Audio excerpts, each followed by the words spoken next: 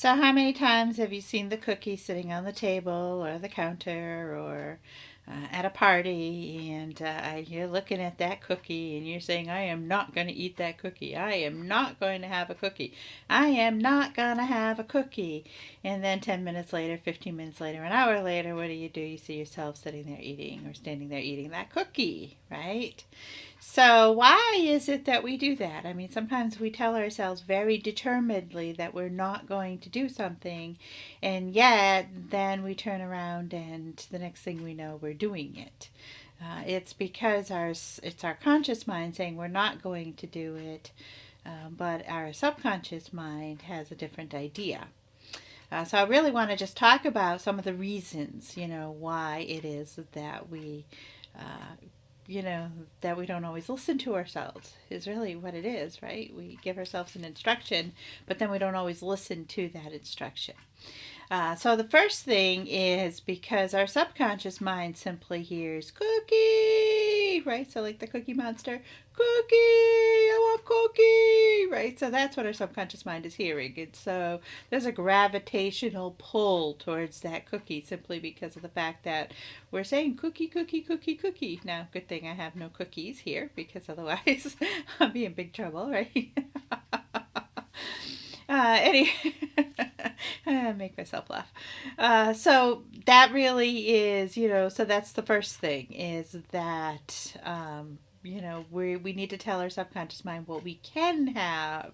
So start thinking orange. Oh my God, I love oranges. They're so delicious. And, so replace the thought of the cookie with the thought of the orange or whatever your favorite fruit is. It's still nice and sweet. It's still satisfying, right? It meets all of those that sweet tooth sort of thing. That's how I call it, the sweet tooth. But so that's really what you want to tell your subconscious mind what you can have. Focus on what you can have, right? Don't even let yourself think about what you cannot have. Just focus on what you can have. I can have an orange, and I love oranges, and I've been known to binge eat oranges, but you know what? It's okay. Oranges are great for me, and they have so much nutritional value, and so happy. That's a happy place for me to be. So the next thing is we actually have a pattern, right? So we have a history of eating the cookie or whatever it is. And our subconscious mind never forgets. Now, it's really interesting, and I know we talk quite a bit about our subconscious mind. Our subconscious mind never forgets, but it also doesn't always remember. Remember, it doesn't know the difference between reality and fantasy or fiction. And so it could be remembering something that's not real, but it just assumes that it's fact because that's how our subconscious mind operates. So you could have had a dream about, eating a cookie or eating a cookie every day, for indulging and having a perfectly fit, healthy body. And your subconscious mind thinks, it's going to associate the cookie with the perfectly healthy body, and it's not going to realize that, oh, it was only a dream. It's our conscious mind that then kind of fetters out and says, no, no, that was a dream, that was not reality. So our conscious mind knows the difference between fantasy and reality. Our subconscious mind doesn't. And that's why it's so important to have the two of them working together. The next is that we actually have a belief about that cookie. So we have a belief that, the cookie tastes good, that the cookie's going to make us feel better, that the cookie's going to decrease our stress. Whatever it is, there is some kind of an underlying belief, whether we realize it or whether we don't. And so today, the temperature will range from 30 degrees to 44 degrees. My phone is sitting over there all by itself. It's so funny that it started to talk. Oh well. So we have a belief about that cookie, whether we realize we have that belief or whether we don't. And that belief then drives our actions. So that is, another thing that's kind of underlying. And then also, the pain and pleasure connection. So we associate pain with not eating that cookie. We feel deprived. We feel like we have a lack. We feel hurt if we don't have that cookie because we feel like we're missing out on something. And then when we think about eating that cookie, what do? We think about the pleasure and how great it tastes. And oh, this is just to die for, right?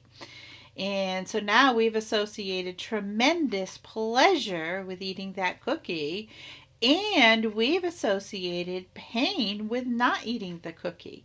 And the minute that you've got that pain and pleasure balance tipped in the scale of the cookie, you're never going to win out on that choice unless you change that pattern relationship of pain and pleasure.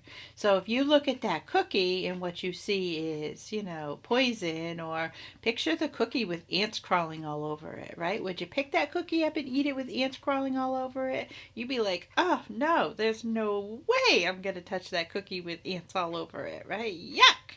Now you associate more pain with eating that cookie than you do pleasure. So if there's something you're really struggling with avoiding, attach an image. Remember, our mind thinks in pictures, so visualization is important. Attach an image to that's negative, right? To whatever that is. And then every time you see it, you're going to see the ants crawling all over the cookie, and you are not going to want to eat the cookie because now the pain of eating the cookie is more than the pleasure of eating the cookie, right? Your pleasure is not eating the ants, and oh, yuck, I don't want to eat the ants. So now I'm so happy I'm not eating that cookie. And that's really what we want to be able to do and to look at, is really think about where we're at and what we're doing. So just looking at my notes here, make sure I'm not forgetting anything. So let's see, we did pattern. So I just wanted to talk a little bit about craving and the difference between psychological craving and physiological craving. So sometimes we crave things because it's that idea that we have in our mind that we are deprived, that we're not going to be assuming the pleasure. So exactly this pain-pleasure balance that we're talking about. Other times we're craving because it's actually a physiological response. So we have introduced a substance into our body. So for instance, sugar, or you guys all know how opposed I am to high fructose corn syrup, because high fructose corn syrup elicits a physiological addiction pattern. So what happens is the way that food and nutrients are received into our body is, I think the easiest way to describe it is almost think about puzzle pieces. And you've got all these little puzzle pieces floating through your bloodstream, and it's looking for the piece it's going to match up to. And it automatically is magnetized to the piece it's going to match up to.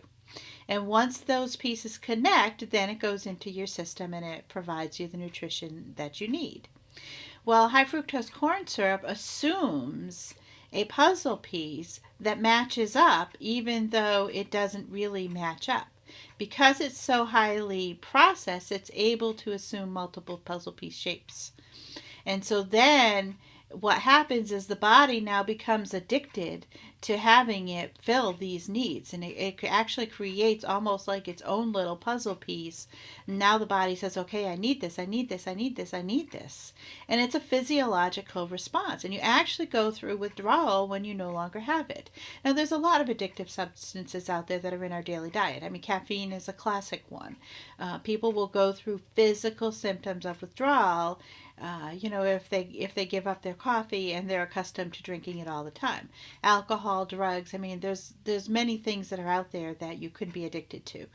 Sugar, I happen to be addicted to sugar, and I still do indulge in it, but I understand then that I'm going to go through withdrawal when I indulge in it. So first of all, I keep those indulgences, to a bare minimum, and then I understand what I need to be able to do in order to get away from it, so I don't allow it to become that true pattern of addiction.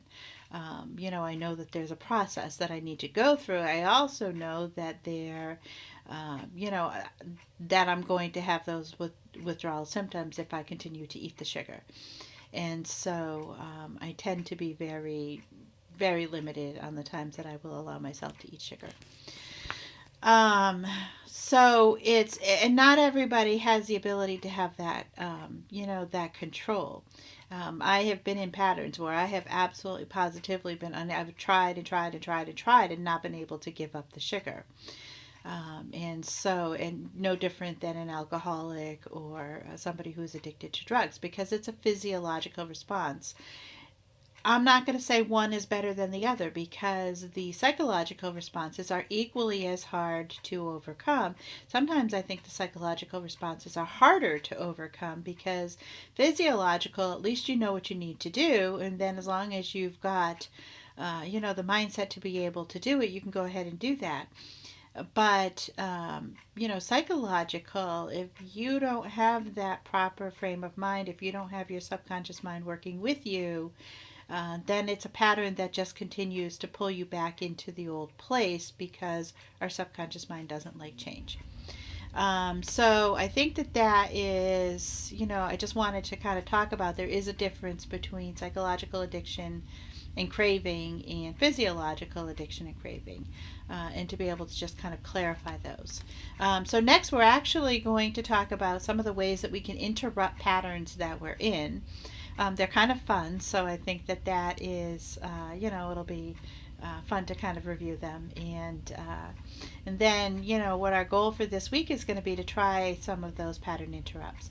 It doesn't matter, do it in the privacy of your own room or your own home. You don't have to do it in public, but push yourself to do it, even if you feel stupid. So just like, your affirmations in the mirror, the I am, when you started them, right? Did you feel a little stupid? I know I was like, this is so ridiculous. And I had to really fight because I thought, oh, this isn't true. I don't believe it.